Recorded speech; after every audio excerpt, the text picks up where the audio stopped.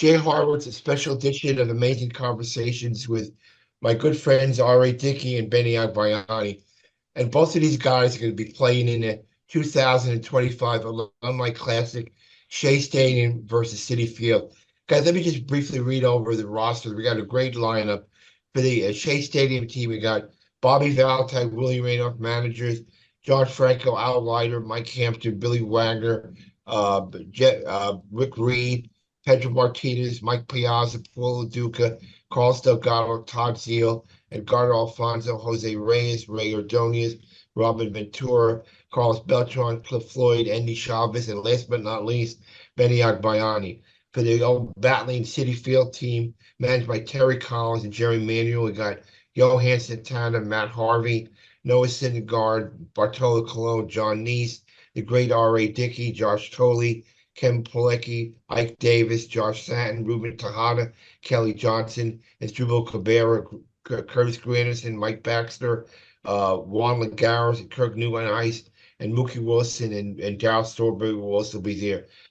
Guys, what does it mean? First of all, thank you for coming back to the game.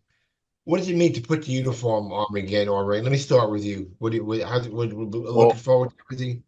First, I want to know why Jose Reyes is not on the Citi Field team, Jay. Well, he played for both teams. That's the problem. We can't divide him Come in on, half.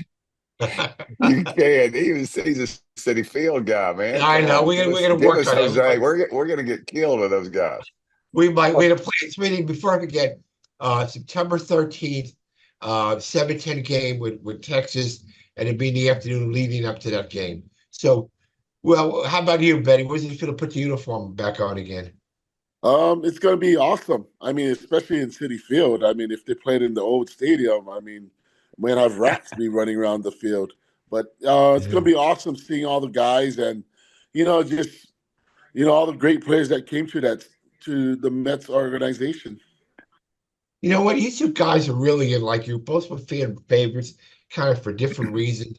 RA, a former number one pick, lost a lot of his contract because he discovered he was pitching without an older nerve, but you did pretty good without an older nerve.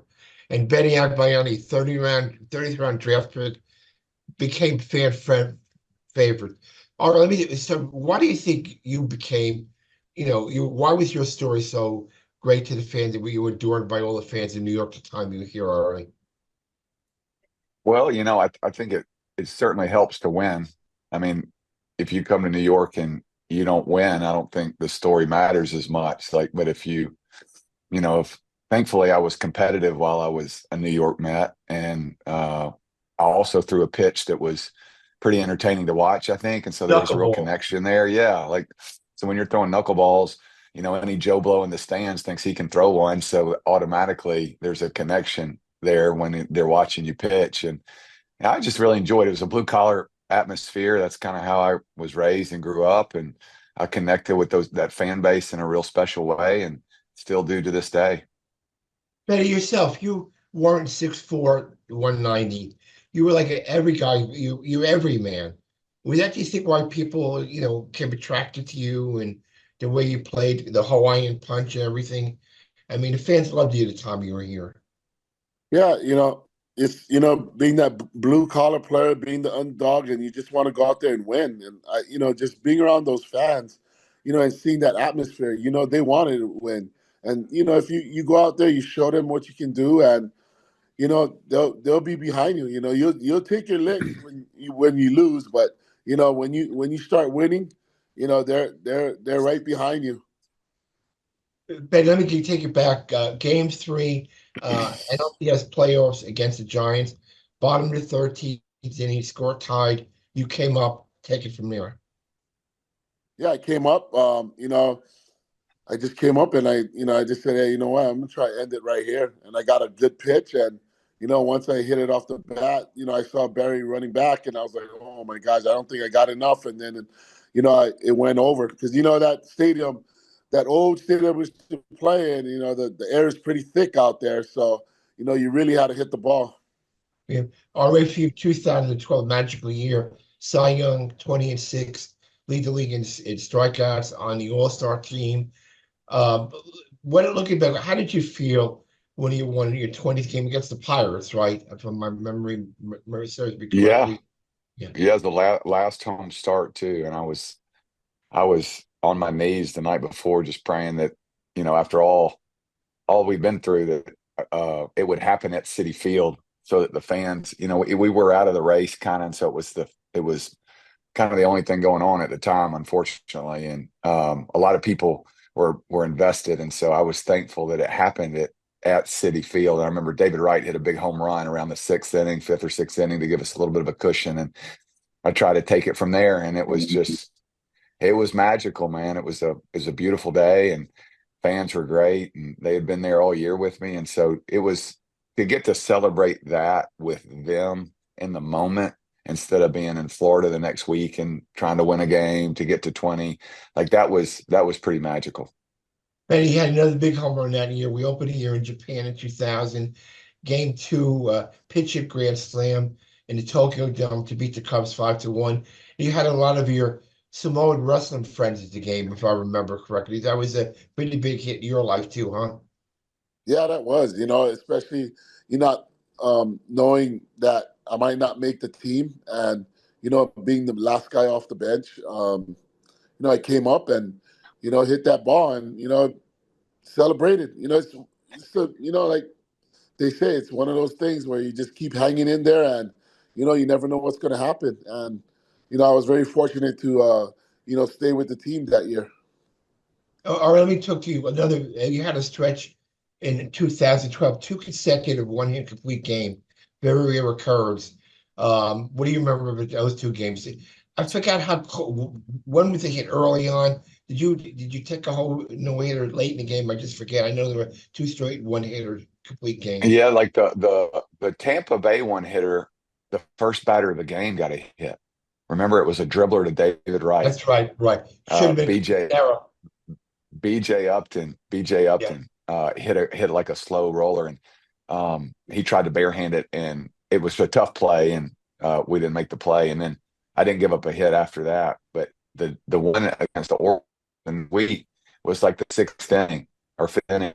Will Betterman hit a little bleeder into right field, and that was it. And I know at the time the Mets had never had a no hitter, right? Until Johan threw Right. his, Right. and so which he did. He did a little either a little bit earlier, or a little bit later than that. So that was pretty special too. But I just remember having a knuckleball that was moving 4 or 5 different directions, and somehow I was able to control it. Man, it was just a stretch. That whole year was pretty neat, because you were controlling this uncontrollable pitch, and I remember I couldn't wait to get to work the next day, even after, like, I didn't want to ever lose the feel out of my hand. So I felt like I threw a million bullpens just to try to keep it in my hand all year. And Dan Warden, who was our pitching coach, was great. We just had a good rhythm all year. But those two particular games, man, I just had one that I could make it do what I wanted it to do. I mean, it was just one of those things, a good stretch for sure. Both you guys work with managers who have great relationships. Bobby V. Benny, you have a great relationship with him. After you left the Mets, you played from Japan, won a championship there. Tell me what Bobby V meant to your career. He meant a lot to me. He's just one of those guys that gave me the opportunity, and he just told me, go out there, be the best you can be. When you have a manager like that makes you feel comfortable, it makes you play better, and he always rallied our team together when we were down. He came in there, just gave us the stats, gave us what we needed to do, and just put things together. But you know it's life after baseball. We still keep in contact. I have a son that's coming up, trying to get drafted, and he's out there, watching him and letting me know what I need to improve with him. And it's Bruin, great. right? Bruin Agbayani. Yeah, it's great, having him, that relationship even after baseball, done. And it's one of those where he's always been like a father to me. So it's great to have someone like that, especially he's so in tune into the game. Already, you had a special relationship with Terry, right? When he was here, I mean, he's always had your back and ran you out there all the time, and and just stuck by you all the time. Yeah, Terry was great. You know, it was the first, well, I wouldn't say the first, but you know, it was one of the few managers that I ever played with, either in the minor leagues or the major leagues. And I played for 21 years, and a lot of that was in the minor leagues. So you're getting exposed to a lot of different managerial styles throughout your career. And it's funny just what clicks with your personality. It was just one of those things where he was a great communicator to me. I was an older player at the time. And he treated me that way. And we just had open lines of communication. I was always in his office asking him questions, or he was always coming to my locker to talk about baseball or the game or my family. He would walk around the outfield during BP and ask me about every member of my family. And that meant more to me than anything else, really. It's just that relational component. But he was always in my corner. He was always asking my opinion about things. I was always real honest with him, so he knew that he could trust me. I think that's what you hope for in any managerial relationship, that you can trust him and he can trust you. And we certainly had that dynamic, and that was a special time for Terry and I both. I think I really came to appreciate how he managed the game and managed people. Benny, I got to bring up one game. You know, I'm going to bring it up. Giant game, fly ball to left field, make a nice catch, run off the field, stop, throw the ball to a little kid in the stands. Yeah, but the only problem was it wasn't 3 outs. It was 2 outs. But, you know, after the game, he stood in the locker, he answered the questions, he came back, gave the guy kid another ball, and we won the game 3-2. That's why the fans adored you. You always stood up and, you know, and were able to have fun with the whole game. What do you remember about that game? Yeah, I remember it's well, I can't, I would never forget that game. Even my son, mentions it to me. Yeah, I just kind of lost track and I gave the ball to the kid. Um, came in, I took the abuse from everybody and all the laughs, and Mike Hampton bailed me out. We ended up winning the game. Um, I went into, Bobby called me in the office, and, he just said, "Hey, I don't know how you Hawaiians count out there, but over here in the United States, we go 1, 2, 3." It was, one of those things where, I admitted I made a mistake. It's a human mistake. And, I just, was so locked in that I forgot. And after that, I felt so bad taking the ball away from the boy. I gave him another one with my signature on it. And, that's the way, it is. Life, you make mistakes, you just, try to rise up to the occasion after that. All right. Looking back on your career, you know, you had the fluke thing, the picture cost you some money, but all that you accomplished, you know, you wrote a best-selling book, uh, climbed Mount Kilimanjaro, was on 60 Minutes TV show. So looking back, I mean, from where it could have been, I mean, you gotta be happy the way things turned out in your career, right? Oh yeah, I mean, and Benny said it the best. You just keep trucking, and the the key to my career was I had a lot of really good people pouring into me. I had a great family and great coaches and good friends. And it's just, you're never, as much as you want to think that you are, you're never, you're always the product of a lot of people who have loved on you well. And for me, it was the same. I was able to achieve what I achieved because Phil Necro, Tim Wakefield, and Charlie Huff all poured into me in a real special way when I was trying to learn the knuckleball. And if it weren't for those men, I would have never figured out what I was able to figure out in 2010, which was my first year with the Mets. And similarly, across the board from minor leagues up, there are always these little points in your career where it could have gone one way or the other. And you had some coach step up, some coach teach you something, some family members say, "Hey man, you can do this, stay with it. We got your back," and so that was, for me, that was how it happened. It wasn't just me figuring it all out and knowing all the answers. It was a lot of people who helped me. And so when I got look back on my career, I get to celebrate that with a lot of people because they were instrumental in my development, both as a human being and as a player. Hey, let me, I want to thank, Steve and Alex Cole for letting us keep our alumni tradition going with this game. We can get tickets on Mets.com September 13th in the afternoon before a night game with the Rangers. What does it mean to you guys as former players to come back and suit up again and hobnob and reminisce, go through memories?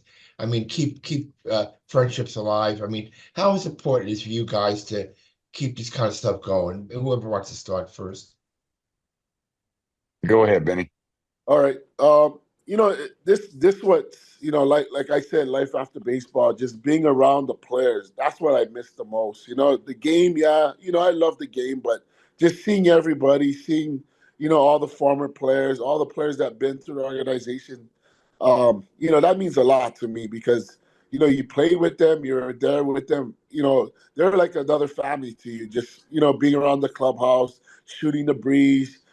Just having that atmosphere is means a lot. And I think just seeing everybody again, it's always great to always see everybody and shoot the breeze with them and have a great time. That's the thing about it. How about you, all I'm right? looking forward to the same thing. Just getting back and getting to rub elbows with a lot of people who were, friends of mine in a real special way when I was playing. And it's also real nostalgic to get to throw your uniform back on and visit the place that, you made your living for so long. I think I'll probably get too competitive out there. I don't know how it's going to It be. is funny, I knuckleballs, all don't know right. how. Oh yeah, man. You have a 3 inning game. I, I have a son like Benny, and so he aspires to play, and so I'm trying to keep his arm in shape by throwing long with him, and so my arm still works, and so it'll be fun to get out there and flip it around. Well, guys, it should be a fun day. September 13th in the afternoon before a night game with the Rangers. 37 players, 4 great managers. It should be a lot of fun, and I appreciate you guys' time. Looking forward to seeing you shortly. So thanks for coming on, guys, and be well. All You right, bet. thanks, Jay.